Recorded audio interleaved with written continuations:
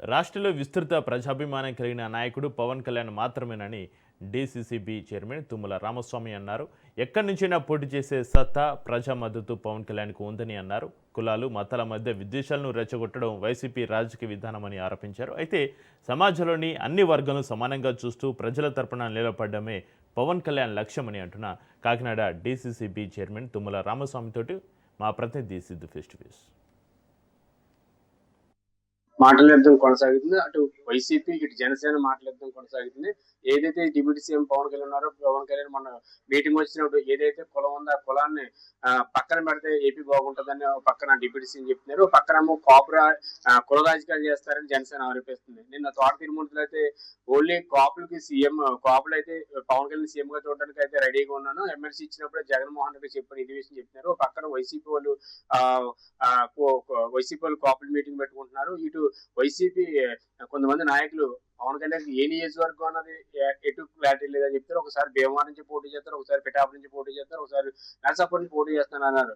అయితే ఇదే విషయాన్ని మన సొసైటీ చైర్మన్ బాబు గారు ఉన్నారు. బాబు గారు మాట్లాడుతుంది. సార్ చెప్పండి సార్, పవన్ కళ్యాణ్ ఇప్పటి వరకు కూడా ఒక నియోజకవర్గం అంటూ ఒక స్టాండర్డ్ లేదని చెప్పి వైసీపీ నాకు విమర్శిస్తున్నారు.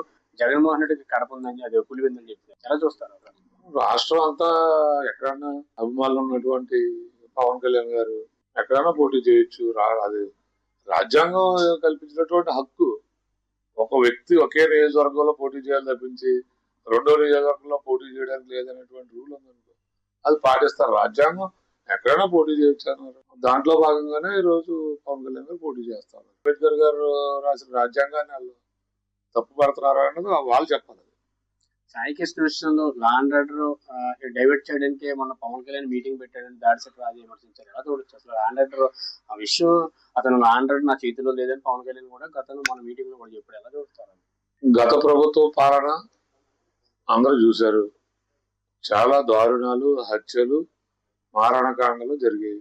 పవన్ కళ్యాణ్ గారు చెప్పింది ఏంటంటే ఆ చిన్న పొరపాటు కూడా జరగకూడదు అనేటువంటిది ఆయన ఆవేదన తప్పించి ఇక్కడ ఏదో అఘాయిత్యాలు జరిగిపోతాయనే దాంట్లో ఉద్దేశం కాదు.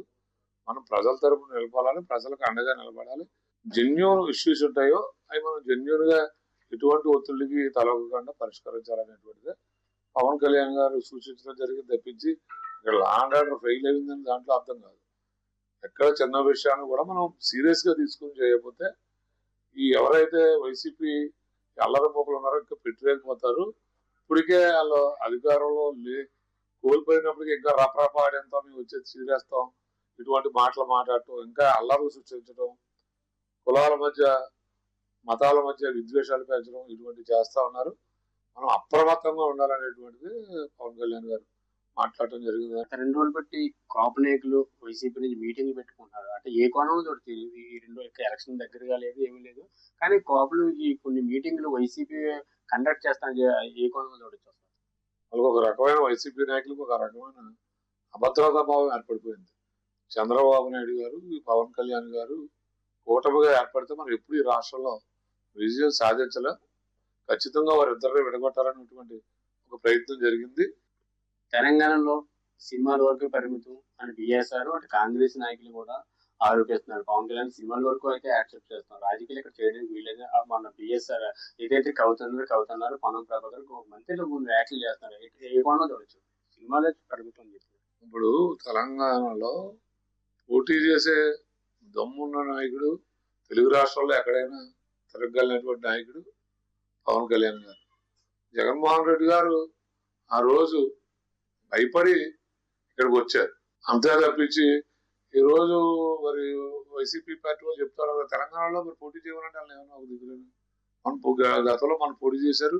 వాళ్ళ దగ్గర కార్పొరేటర్ కూడా, కౌన్సిలర్ కూడా నెగ్గడం జరిగింది. తెలంగాణలో పెద్ద ఎత్తున పవన్ కళ్యాణ్ గారు అభిమానులు ఉన్నారు, కార్యకర్తలు ఉన్నారు. మొన్న తెలంగాణ రాష్ట్రంలో కూడా పార్టీ ఆఫీస్ ఓపెన్ చేసుకోవడం జరిగింది. మొత్తం డీసీసీబీ చైర్మన్ బాబు గారు ఏ కులానికి కూడా అన్ని వర్గాలకు కూడా నేను న్యాయం చేస్తానని చెప్తాను. శాంతి భద్రతలు ఏదైతే ఉందో శాంతి భద్రతలో విషయం అయితే నేను చాలా గట్టిగా ఉంటాను. జనసేన అనేది పవన్ కళ్యాణ్ కూడా చెప్తాను. ఏదైనా దమ్మున్న నాయకుడు 2 రాష్ట్రాల్లో కొట్టి ఎక్కడ తెలంగాణలో కానీ ఆంధ్రప్రదేశ్ లో కానీ పోటీ చేసి నాయకుడు మా పవన్ కళ్యాణ్ అంటారు. అయితే వైసీపీ గతంలో పోటీ చేసినా కూడా డిపాజిట్ కూడా రాలేదు అంటున్నారు. ఇది మొత్తం తాజా పరిస్థితి కాకినాడ నుంచి. చిన్నతో సిద్ధు రాజు, కాకినాడ జిల్లా.